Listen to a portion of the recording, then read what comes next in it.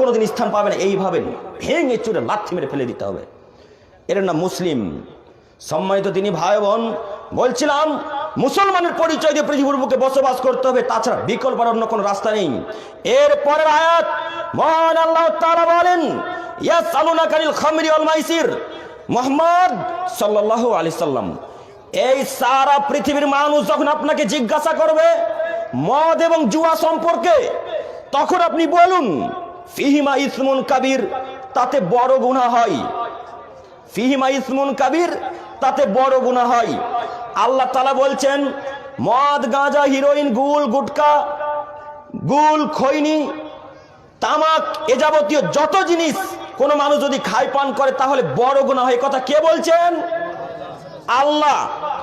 এখন আমি আপনাকে বলতে যাচ্ছি, আপনার যে হুজুর বলছে যে বিড়ি খাওয়া মাকরু, গুল খাওয়া মাকরু, জর্দা খাওয়া মাকরু, গুটকা খাওয়া মাকরু, এখন আপনি কি করবেন বলুন?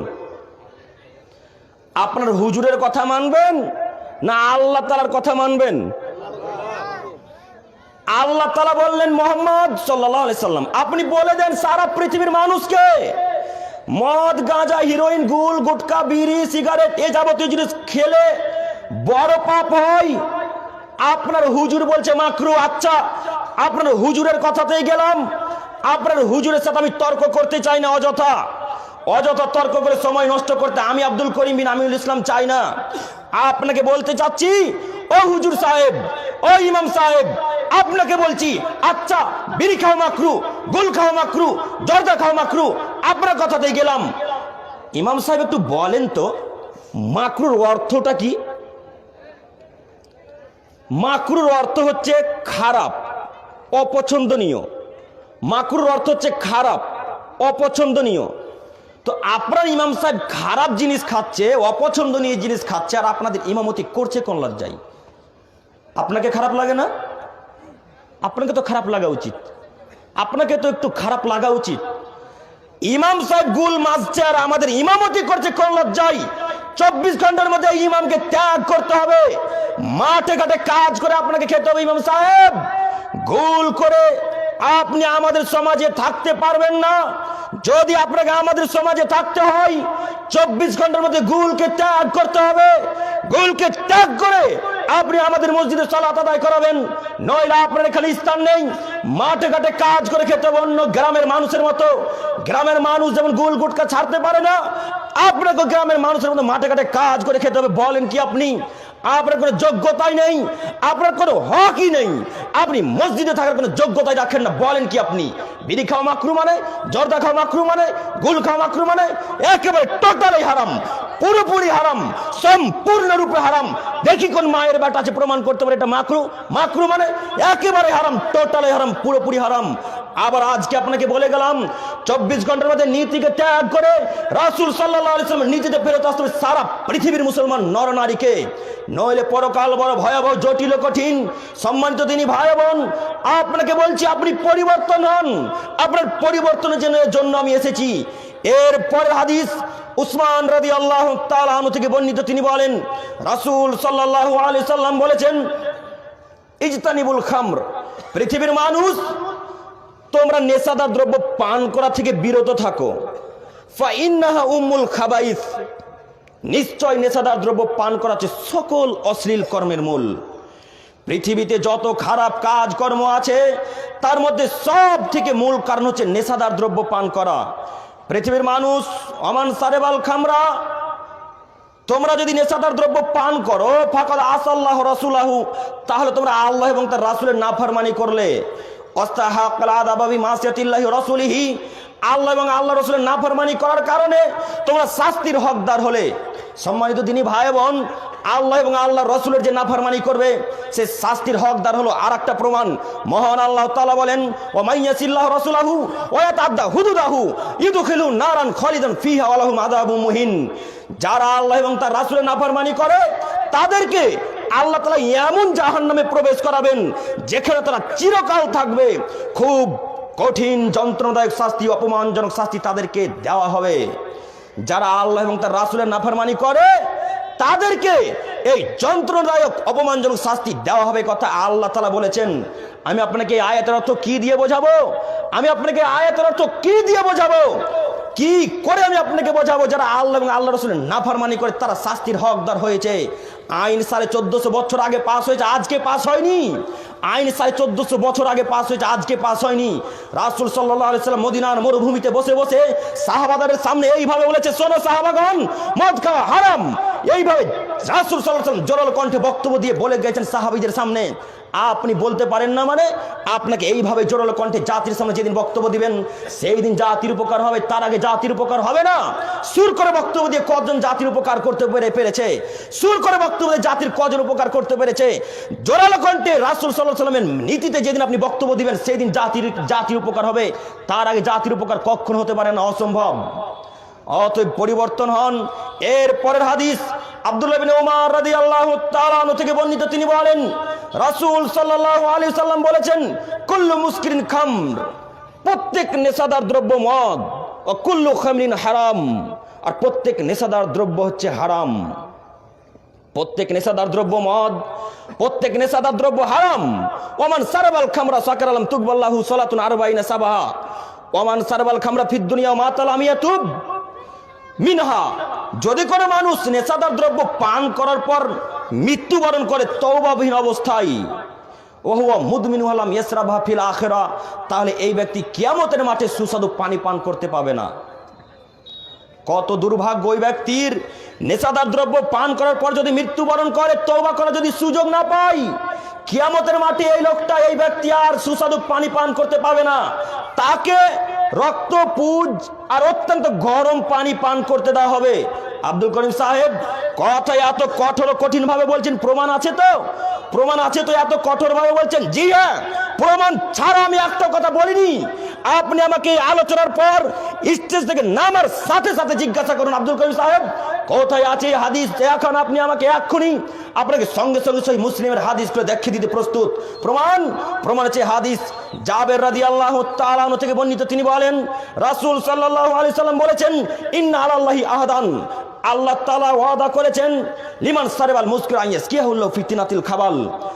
আল্লাহ তাআলা ওয়াদা করেছেন, যারা মদ, গাঁজা, হিরোইন, গুল, গুটকা, তামাক, বিড়ি, সিগারেট এ যাবতীয় জিনিস যারা খাবে তাদেরকে আল্লাহ তাআলা তিনাতে খাবাল পান করাবেন।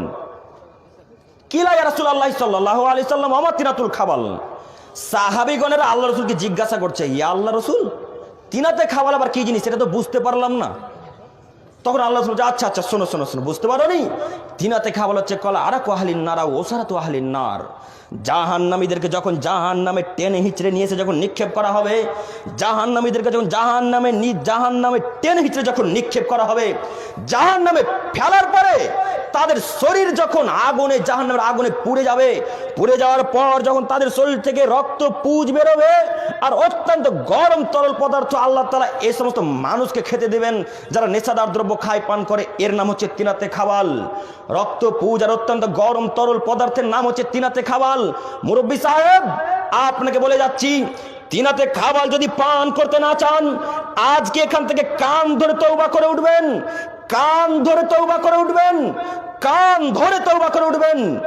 আজ থেকে পৃথিবীর বুকে যতদিন পর্যন্ত বেঁচে থাকবো, জিন্দেগিতে কোনোদিনও কখনো এক মুহূর্তের জন্য আর গুল মুখে দিব না, আর কখনো গুল মুখে দেব না। এই নীতি নিয়ে যে উঠবে সেই পরকালে জান্নাত পাবে, তার আগে জান্নাত হবে না, অসম্ভব।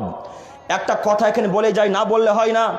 মসজিদে সালাত আদায় করার সময় ওযু করতে নামলাম ওপর দোতলা থেকে নিচে তলা। ওযু করার সময় আমি দেখলাম কিছু কিছু মুরব্বী হাতে করে গুল নিয়ে এলো, গুল নিয়ে এসে মাঝামাঝি শুরু করলো। মাঝতে যখন তার পূর্ণ হয়ে গেছে, আর প্রয়োজন যখন নেই, তখন ওই গুলটাকে ওই ড্রেনে ফেলে দিল। আপনাদের মসজিদ এটা তো? আপনাদের মসজিদের কথা বলছি, উপস্থিত আমি ছিলাম, আমি ওযু করছিলাম। কিছু কিছু মুসল্লি নিয়ে এলো, তারপরে গোল করতে যেটা তার প্রয়োজন হয়ে গেল, তারপরে যেটা বাঁচলো সেটাকে ফেলে দিল। ও মুরব্বী সাহেব, আপনার কি লজ্জা নাই? আপনার কি হায়া নাই? আপনার কি ইতস্ত বোধ হয় না? আপনার কি বোধগম্য হয় না? আপনার কি বোধোদয় হয় না? আপনি কি মানুষ নন? আপনি কি পশু? আপনি কি গরু ছাগল নাকি? আপনি কি কুকুর শ্রীগাল? আপনি কি শুয়ারের থেকে খারাপ? কেন আপনি মসজিদে হারাম জিনিসকে নিয়ে এসে রাখেন আর ওই জিনিসকে আপনি সালাত আদায় করেন? মানে বলেন কি আপনি? 24 ঘন্টার মধ্যে নীতিকে ত্যাগ করতে হবে আপনাকে। 24 ঘন্টার মধ্যে আপনার নীতিকে ত্যাগ করে রাসূল সাল্লাল্লাহু আলাইহি ওয়াসাল্লামের নীতিতে ফেরত আসতে হবে যে কোনো মূল্যে। 24 ঘন্টার মধ্যে গুল ত্যাগ করে রাসূল সাল্লাল্লাহু আলাইহি ওয়াসাল্লামের নীতিতে ফেরত আসুন। আপনাকে বলে যাচ্ছে আপনি পরিবর্তন হন, নইলে পরকাল বড় ভয়াবহ জটিল কঠিন।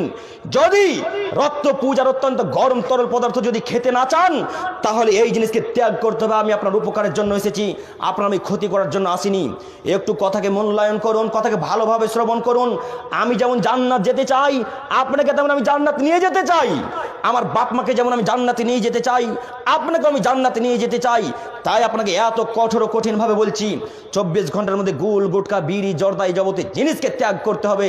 শুনুন, যাদের দোকান আছে, যে সমস্ত ভাইরা দোকানে বিড়ি গুল গুটকে যাবতীয় জিনিস রেখেছেন, আজকে এই আলোচনা হওয়ার পর গিয়ে সঙ্গে সঙ্গে আপনার কাজ হবে খাওয়া দাওয়া বাদ। আগে খাওয়া দাওয়া বাদ, খাবেন না। বাড়িতে গিয়ে দোকানে গিয়ে সর্বপ্রথম কাজ হবে যত বিড়ি গুল গুটকা এ যাবতীয় জিনিস আছে সমস্ত জিনিসকে ফেলতে হবে। এবার পা দিয়ে ডট দিয়ে বলতে, তোমার মুখে লাথি মারি, তোমার বুকে লাথি মারি, তোমার বুকে লাথি মারি। তোমার মতো জিনিস আজ আর কিয়ামত পর্যন্ত আমার দোকানে উঠবে না। পারবেন না বলতে? পারবেন না বলতে? নীতিকে ত্যাগ করুন, নইলে পরকাল বড় ভয়াবহ জটিল কঠিন। দিনী ভাই, আমি আপনার উপকার করতে চাই। এর পরের হাদিস আবু হুরায়রা রাদিয়াল্লাহু তাআলা আনহু থেকে বর্ণিত। তিনি বলেন, রাসূল সাল্লাল্লাহু আলাইহি সাল্লাম বলেছেন, মুদমিনুল খামরি কাবিদ ইয়াসান, নেশাদার দ্রব্য পান করা মূর্তি পূজকের ন্যায় অপরাধ। নেশাদার দ্রব্য পান করা মূর্তি পূজার ন্যায় অপরাধ। সরস্বতী, কালী, দুর্গা, ভগবতী, গণেশের পূজা করলে যেই পাপ হয়, নেশাদার দ্রব্য খাই পান করলে সেই পাপ হয়। সরস্বতী, কালী, দুর্গা, ভগবতী, গণেশের পূজা করলে যেই পাপ হয়, বিড়ি গুল গুটকা হিরোইন গাঁজা মদ এই যাবতীয় জিনিস খেলে তত পাপ হয়। সরস্বতী, কালী, দুর্গা, ভগবতী, গণেশের পূজা করলে যেই পাপ হয়, বিড়ি গুল গুটকা সিগারেট তামাক এই যাবতীয় জিনিস খেলে তত পাপ হয়। সম্মানিত দিনী ভাই বোন, কি দিয়ে আমি আপনাকে হাদিসের অর্থ বোঝাবো, কি করে বোঝাবো আমি আপনাকে এই কথা? রাসূল সাল্লাল্লাহু আলাইহি সাল্লাম 1450 বছর আগে বলে গেছেন। আজও এই হাদিস গ্রন্থে পড়ে আছে। আপনাদের ইমাম সাহেব বলারও প্রয়োজন মনে করে না। বলবে কি করে? ইমাম সাহেব নিজেই তো গুল করে আর জর্দা খায়। যদি বলে তাহলে সেদিন থেকে তার জন্য খাওয়া হারাম। বুঝেননি কথা? সেদিন থেকে তো সে আর খেতে পাবে না, তাই তো আপনাকে বলেও না। সম্মানিত তিনি ভাই বোন, বলছিলাম পরিবর্তন হন, আপনার পরিবর্তন চাই। এর পরের হাদিস দেখি আপনার ব্রেন খুলে কিনা হাদিস বলি। আবু দারদা রাদিয়াল্লাহু তাআলা আনহু থেকে বর্ণিত, তিনি বলেন, রাসূল সাল্লাল্লাহু আলাইহি সাল্লাম বলেছেন, লা ইয়াদখুলুনাল জান্নাতা মুদমিনুল খামর, যারা নেশাদার দ্রব্য পান করে তারা জান্নাতে যাবে না। যারা নেশাদার দ্রব্য পান করে তারা জান্নাতে যাবে না। সম্মানিত দিনী ভাই বোন, শীত পার হয়ে গেল। এই যে কয়েকদিন আগে কত ঠান্ডা পড়েছিল, এত ঠান্ডাতে ফজরের সময় সালাত আদায় করা খুবই কঠিন।